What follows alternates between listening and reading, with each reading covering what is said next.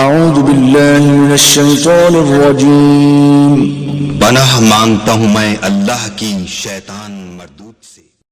بسم اللہ الرحمن الرحیم۔ السلام علیکم ورحمۃ اللہ وبرکاتہ۔ یہ اکثر سوال کیا جاتا ہے کہ مرحوم والدین کی طرف سے قربانی کرنے کا صحیح طریقہ کیا ہے؟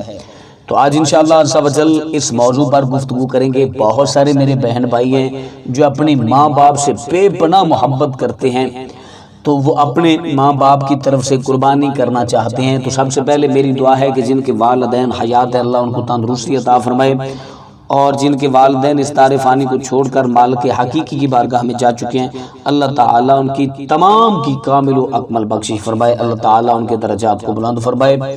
تو آج کا جو موضوع ہے مرحوم والدین کی طرف سے قربانی کرنے کا جو صحیح طریقہ ہے وہ بتاؤں گا، لیکن اس سے پہلے میری آپ سب سے گزارش ہے کہ اگر آپ نے ابھی تک میرا چینل سبسکرائب نہیں کیا تو میرے اس چینل کو کر لیں سبسکرائب، اور بیل آئیکن کو دبا لیں تاکہ اس طرح کی لیٹسٹ اور نئی سے نئی ویڈیوز آپ تک بآسانی اور بر وقت آپ تک پہنچ سکے۔ جو لوگ اپنے والدین کی طرف سے قربانی کرنا چاہتے ہیں صاحب،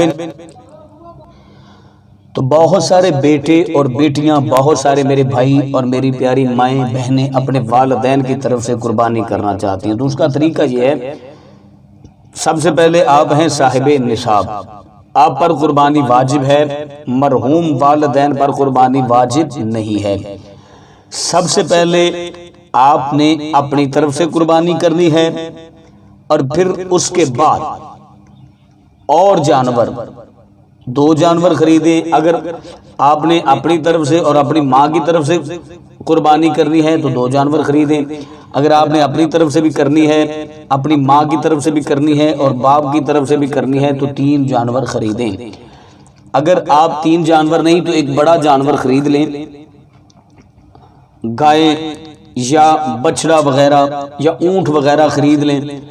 اب اس میں 7 حصے ہوتے ہیں، 7 لوگوں کی طرف سے آپ جس کو چاہیں، جس کی طرف سے چاہیں نیت کر کے ان 7 لوگوں کی طرف سے آپ قربانی کر سکتے ہیں۔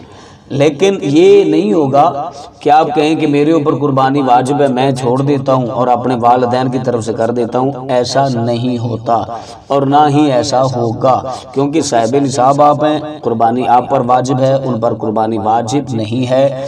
اگر آپ ان کو ایصال ثواب کے لیے کریں گے، ان کی طرف سے کرنی ہے تو الگ سے جانور خریدنا پڑے گا۔ اگر ایک کی طرف سے کرنی ہے تو 1 جانور خریدنا پڑے گا، اگر 2 کی طرف سے کرنی ہے تو 2 جانور خریدنے پڑیں گے، یا بڑے جانور میں 2 حصے ڈالنے پڑیں گے۔ اپنا تو آپ نے کرنا ہی کرنا ہے، کیونکہ آپ کو تو وہ کسی حالت میں بھی رعایت ہی نہیں ہے، معافی نہیں ہے، کیونکہ آپ صاحب نصاب ہیں تو آپ پر واجب ہے۔